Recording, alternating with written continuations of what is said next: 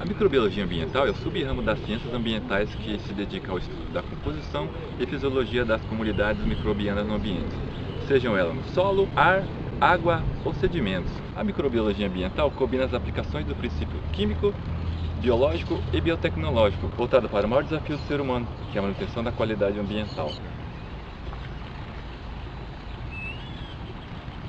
Bem, eu vou falar sobre a degradação de produtos químicos sintéticos no solo e na água. Sabemos que os micro-organismos do solo degradam os materiais assim que eles entram em contato com o solo. Material orgânico como folhas caídas ou resíduos animais é degradado pelo solo. Entretanto, nessa era industrial, muitos produtos químicos que não ocorrem na natureza, conhecidos como xenobióticos, que são plásticos, entre outros, entram no solo em grande quantidade. O plástico é o quarto de todos os resíduos municipais. O que são xenobióticos? São compostos químicos estranhos ao organismo humano. Eles são produzidos pela indústria ou pela natureza, através de vegetais e fungos. Podem ser enquadrados em diversas categorias, como, por exemplo, pesticidas agrícolas, inseticidas, plásticos, produtos de limpeza e fármacos. Uma proposta para a solução do problema seria o desenvolvimento de plásticos biodegradáveis, feitos pela polilactídea, o PLA, que vem da produção de ácido lático e a partir da fermentação, pois o plástico se degrada em poucas semanas e as barreiras se tornam econômicas e não tecnológicas. Os produtos sintéticos, como os pesticidas, são amplamente resistentes à degradação por ataque microbiano. Alguns produtos sintéticos são compostos de ligações e subunidades sujeitas ao ataque de enzimas bacterianas. Pequenas diferenças nas estruturas químicas podem fazer grandes diferenças na biodegradabilidade. Vocês entenderam? Um dos problemas crescentes é a lixiviação em águas subterrâneas de materiais tóxicos que não são biodegradáveis ou que se degradam muito lentamente. O que é uma lixiviação? É a lavagem do solo pela chuva, que provoca o carregamento de nutrientes.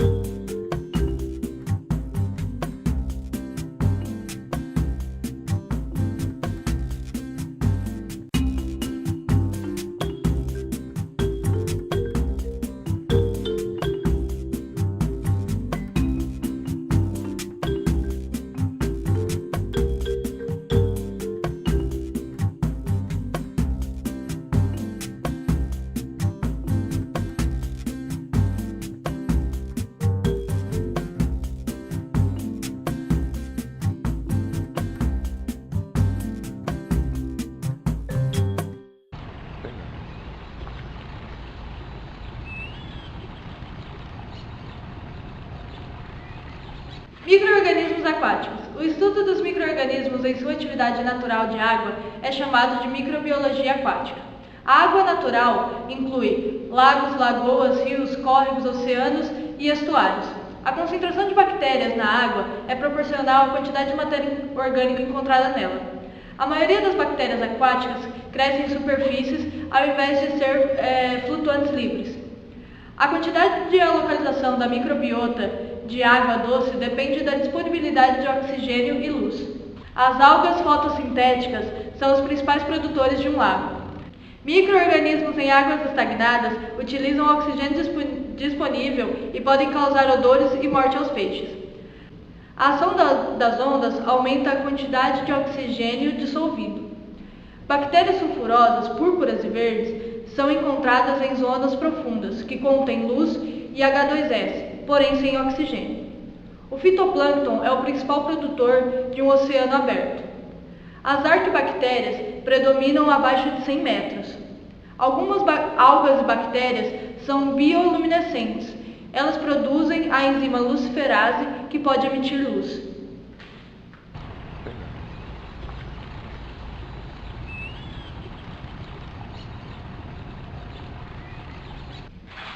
Agora vamos falar sobre o ciclo do nitrogênio. Vem comigo.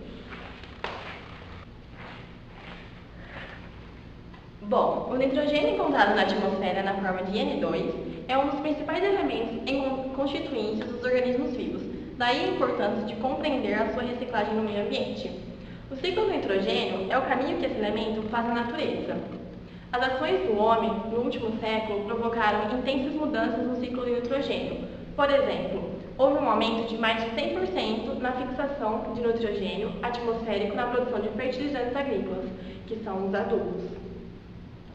Outra alteração significativa é o aumento da emissão de gases de nitrogênio provenientes da queima de biomassa, combustíveis fósseis e certas práticas agrícolas, como a criação de gados que produzem grande quantidade de excrementos. Como não se tem observado mudanças na concentração de N2 na atmosfera, pode-se supor que o ciclo do nitrogênio continue em equilíbrio, apesar do excesso de fixação. Como que funciona? Mesmo que o nitrogênio esteja presente em grandes quantidades na atmosfera na forma de N2, apenas alguns tipos de bactérias conseguem assimilá-lo dessa forma. Essas bactérias são chamadas de bactérias fixadoras, que vivem associadas às raízes de algumas plantas, fornecendo-lhes o gás nitrogênio e recebendo em troca abrigo e alguns nutrientes. Quando essas bactérias morrem, liberam o nitrogênio sobre o solo na forma de amônia. A ação das bactérias transforma essa amônia em nitritos e nitratos, sendo este último a fonte de nitrogênio mais aproveitada pelas plantas e, consequentemente, pelos animais. A devolução do nitrogênio para a atmosfera é feita pela ação de micro-organismos chamados bactérias desnitrificantes. Elas transformam o nitrato presente no solo, novamente, em gás nitrogênio N2, que volta para a atmosfera deixando o ciclo natural do nitrogênio. Obviamente, essas transformações de uma molécula para outra, todos esses micro-organismos extraem energia para si. E esse é o ciclo do nitrogênio.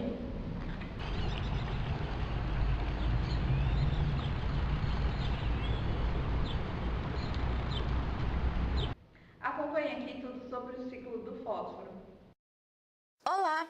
Nesse vídeo nós vamos estudar o último ciclo geoquímico, que é o ciclo do fósforo, que é representado pela letra P. Ele existe na natureza na forma de um íon, que é o íon fosfato, onde ele participa do ciclo que chamamos de ciclo do fósforo.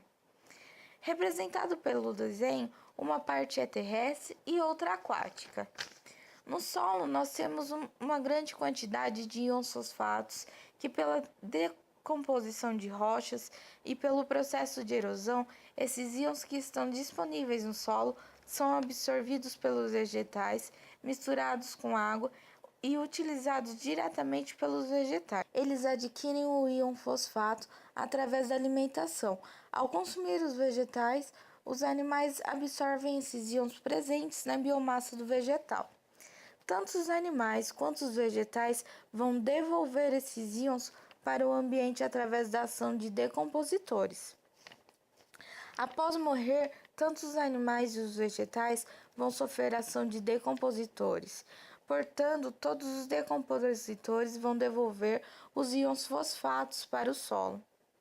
Esse ciclo que acabamos de ver e estou circulando, pode-se dizer que é um ciclo curto do fósforo, que acontece em um período de tempo relativamente curto. Mas o fósforo tem um ciclo que é interessante, que vale lembrar que decompositores podem disponibilizar para esses íons fosfatos no ambiente e esses íons podem ser incorporados ao ambiente aquático. No ambiente aquático, esses íons vão ser diretamente utilizados, por exemplo, pelas algas, que vão absorver esses íons fosfatos e eles serão transmitidos através da cadeia alimentar para os peixes que vivem aqui no ambiente aquático. Os peixes também são animais que vão retirar os íons fosfatos do alimento. Esse ciclo do ambiente aquático podemos dizer que é um ciclo curto, mas existe um fato bem interessante, que o íon fosfato em ambiente aquático pode ser depositado no fundo do corpo d'água, sendo incorporado às rochas que se formam por decomposição de sedimentos, que são conhecidas como rochas sedimentares. Então, esses íons fosfatos que vão ser depositados ficarão armazenados nessas rochas sedimentares e, teoricamente, ficarão fora desse ciclo curto. Mas, com o tempo, essas rochas podem se elevar, sofrendo processo de erosão, e, uma vez sofrendo o processo de erosão, podem devolver os íons fosfatos para o solo, tornando novamente esses íons que antes estavam presos às rochas e agora são disponíveis para o ciclo curto. Disponíveis para os vegetais, esse ciclo maior que está sinalizado com a flecha verde depende do processo de erosão das rochas. É um ciclo longo, que demora muitos anos para ocorrer. Inclusive, podemos dizer que esse ciclo mais longo é o tempo geológico. O interessante desse processo longo é justamente que ele torna disponível esse fósforo que parecia ter se perdido no momento que ele foi incorporado às rochas, porque esse fósforo incorporado às rochas não pode ser aproveitado nem pelos vegetais aquáticos e algas e nem pelos vegetais que estão no solo. Bem, espero que vocês tenham entendido. Beijos!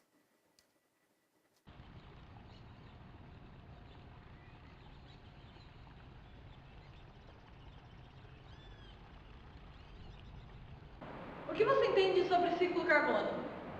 Acompanhe nossa explicação aqui. Átomo abundante ao ambiente é utilizado principalmente na construção da matéria orgânica. A maior fonte de carbono disponível no ambiente é o dióxido de carbono, o CO2. O CO2 presente na atmosfera é consumido pelos produtores e utilizado na fotossíntese, produzindo moléculas de glicose. No interior do organismo da planta, essa glicose será utilizada para a respiração celular, gerando CO2 mais água.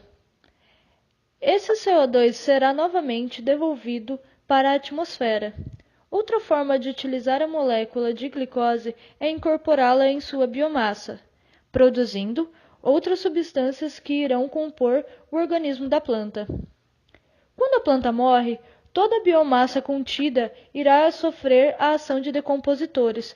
Eles irão metabolizar a matéria orgânica e, através dos processos de respiração celular, irão liberar o carbono na forma de CO2. Supondo que esta planta foi predada por um animal, consumidor primário, que chamaremos de animal 1, 90% da biomassa é perdida na forma de fezes.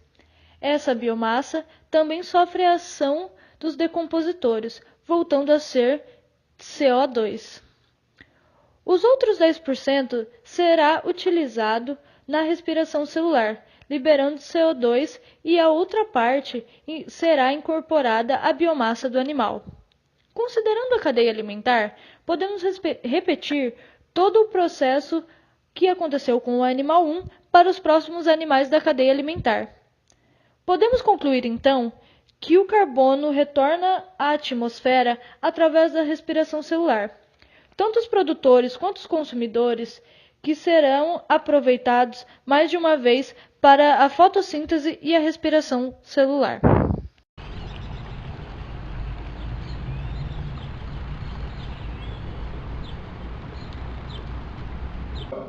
Agora nós vamos falar sobre o tratamento de esgoto. O esgoto, ou águas residuais, inclui toda a água de uso doméstico e de resíduos sanitários. Também inclui a água da chuva que escorre para os bueiros e água com resíduos industriais, que também fazem parte do sistema de esgoto de muitas cidades. O esgoto ele é composto principalmente por água e contém pouca matéria particulada, talvez somente 0,03%. Mesmo assim, nas grandes cidades, a proporção de matéria sólida do esgoto pode totalizar até 1.000 toneladas de material sólido por dia. Vamos acompanhar agora o vídeo do tratamento de esgoto. Por dentro do tratamento de esgoto. É aqui, nas estações de tratamento de esgoto, ou ETS, que ocorre todo o processo de despoluição da água. O tratamento é dividido em duas etapas, denominada fase líquida e sólida. A fase líquida tem seu início pela coleta. Após ser recolhido nas residências pela rede coletora, o esgoto é levado até o intercepto e em seguida às estações de tratamento de esgoto. Ao chegar às ET, os afluentes, resíduos líquidos resultantes do esgoto doméstico, passam pelo tratamento grosseiro, onde sólidos como garrafas, pedaços de madeiras, plásticos ficam retidos nas barras. Em seguida, o esgoto passa pela estação elevatória de esgoto bruto. Esse equipamento dotado de bombas hidráulicas leva o esgoto para o nível superior, onde temos o gradeamento fino e os desarenadores. No gradeamento fino fica retido nas barras materiais como papéis, papelões e tecido.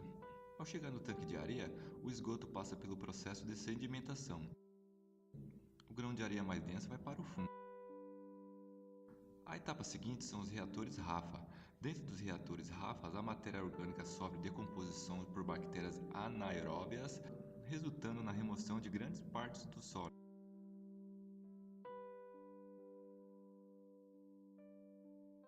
Ocorre também a separação entre as fases líquida, sólida e gasosa. A parte líquida segue para o próximo tanque, a sólida para o tanque de lodo. Passamos então ao passo seguinte, o tanque de aeração. Através da adição de ar, micro-organismos aeróbicos são estimulados a se alimentar de matéria orgânica do esgoto. O processo dá início à formação do lodo, reduzindo a carga poluidora da mistura. Para dar continuidade ao processo, o esgoto é levado ao decantador secundário. No decantador secundário, o lodo formado anteriormente sedimenta e o efluente segue para a próxima etapa. Com isso, a parte líquida já está 90% livre de impurezas. Seguimos então para a última etapa da fase líquida, a desinfecção ultravioleta. Neste ponto, o efluente é exposto aos raios ultravioletas. Ao entrar em contato com a luz germicida, a bactéria presente no esgoto tem seu DNA alterado. O objetivo é deixá-las estéreis e, portanto, inofensivas. Terminada essa etapa, o efluente já está limpo e pode ser lançado em rios e córregos. Agora que já conhecemos a etapa líquida do tratamento, vamos descobrir o que ocorre na fase sólida. Após passarem pelo tanque de lodo, os efluentes são levados até os adensadores, na casa de desidratação.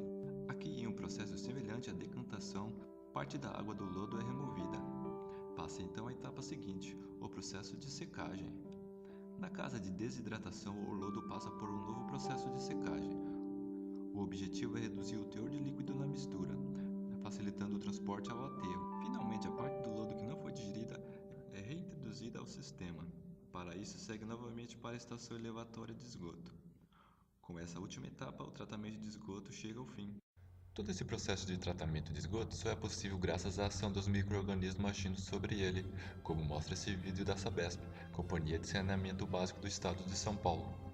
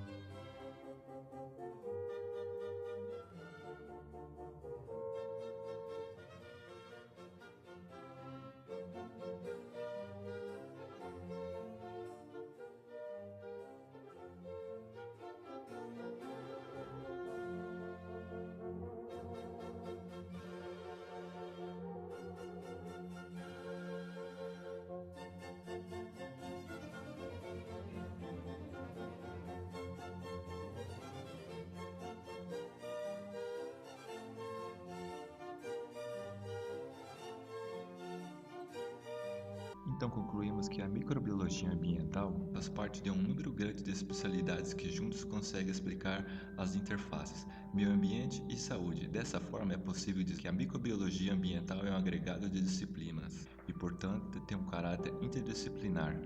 A microbiologia ambiental é a ciência central dentre outras especialidades, como a microbiologia do ar, do solo e da água, bem como o estudo de bioindicadores ambientais em alimentos, medicamentos, hospitais, passando ao estudo de bactérias que ocasionam corrosão até o estudo desse micro-organismo na biotecnologia, como modelo para a modificação genética. E contudo podemos dizer que os principais temas estudados pela microbiologia ambiental são a síntese de substâncias que auxiliam o cuidado para o meio ambiente, a criação de variedades mais adaptadas para o combate de poluentes, o estudo das adaptações de determinado micro-organismo e suas aplicações no tratamento de resíduo, a utilização dos micro-organismos como inseticidas biológicos não poluentes ao meio ambiente.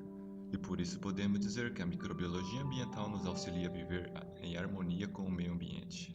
Olá, professor Timúrcio! Eu acho que a gente deveria fazer essa introdução, velho. Me perdi. Como não tem? Excremento. Aí você pode falar do excremento. Mas espera. Relaxa, Robson, respira. Confio em você.